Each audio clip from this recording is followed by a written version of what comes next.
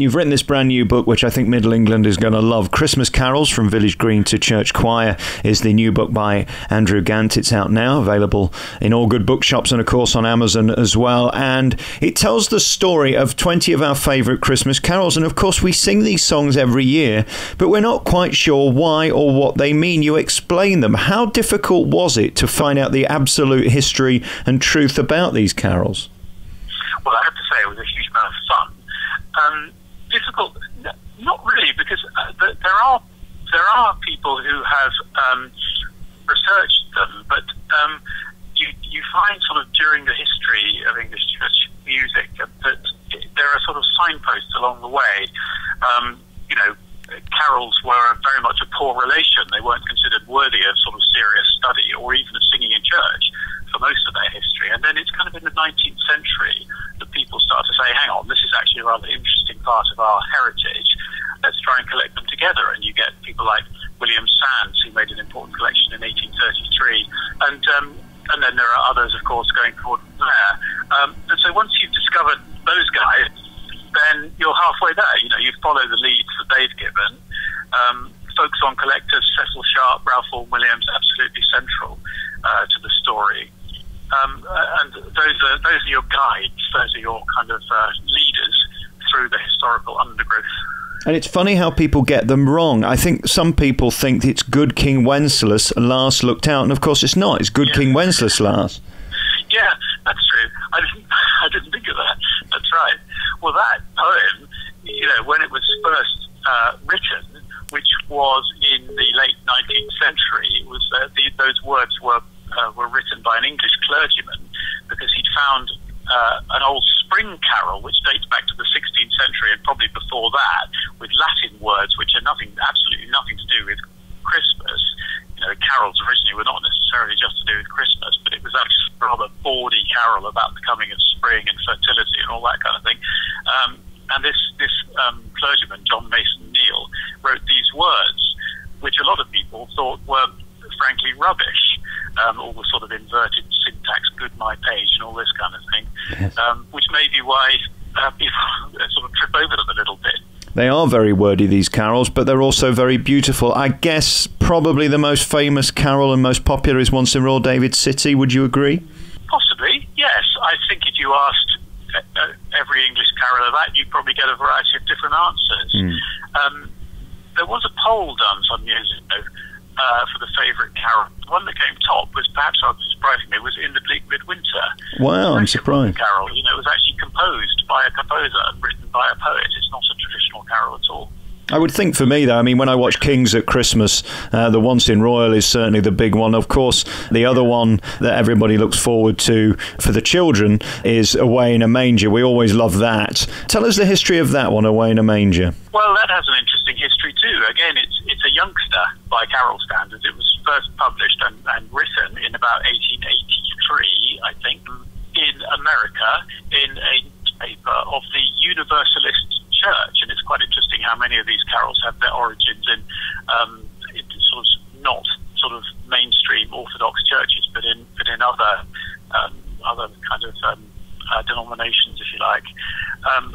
And it was claimed in this newspaper that these words were by Martin Luther, but they're not. They made that up, partly to try and sell tickets for a pageant that they were having about the 400th anniversary of Luther's birth, and they even managed to get the year wrong for that as well. But that, they said it confidently, so naturally people believed it, and for many years after that, the words appeared in hymn books under the title Luther's Cradle Hymn, which was just simply wrong. They made it up. And then, again, there are two tunes to it. It's one of the carols, of which there are quite a number, where American choirs use a different tune from the one that we use in England. And both the tunes were written by Americans, but one of them has stuck in the US and one of them has stuck here. Amazing. And is this a very English thing? The Americans, when I go over there for Christmas and Thanksgiving, you don't hear them singing the 12 Days of Christmas. Is this unique to England? It's not unique, no. One of the interesting things about doing this book is that I've also done an American edition, which is coming out next year. And I sent it off to the American editor, and he said, yeah, that's great, but Americans won't know this one, they won't know that one. And they will insist on having this one and that one instead. So I had to lop out 2 or 3 chapters and write 2 or 3 more. Wow. So the tradition is certainly there, but it's different, and that's, again, has been one of the interesting things about it. You know, like so much in American life, quite a bit of it went over there, you know, right back from the early days of the Pilgrim Fathers and stuck, but it's kind of, from there, it's taken a different direction. And then songs like the 12 Days of Christmas, it's become one of those fun carols that everybody enjoys. Is it an old fable, or is it more of a modern history song? No, it's definitely a genuine folk carol, that one, which means that you can't say where it came from or when, because nobody knows. I think it's the first published version that, certainly that I'm aware of, dates from about 1770, something like that, in a children's songbook. But that kind of implies that it already existed before that. So it's a folk song. Yeah, I think it's a counting song. It belongs in the same tradition as things like, you know, Green Grow the Rushes O and One Man Went to Mow, that kind of thing. Yeah. It's a counting song.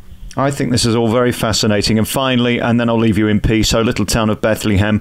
Of course, religious connotations to that. They weren't all religious, though, were they? I mean, we presume they were, but they all come from different places. Sure. Well, that's a great story, that one. The tune was a folk song, which was collected by Ralph Vaughan Williams from an old guy in a pub in Surrey, sung to a poem about a ploughboy who mistreats his oxen, and then is carried off to hell by a devil who comes up from underground in a puff of blue smoke.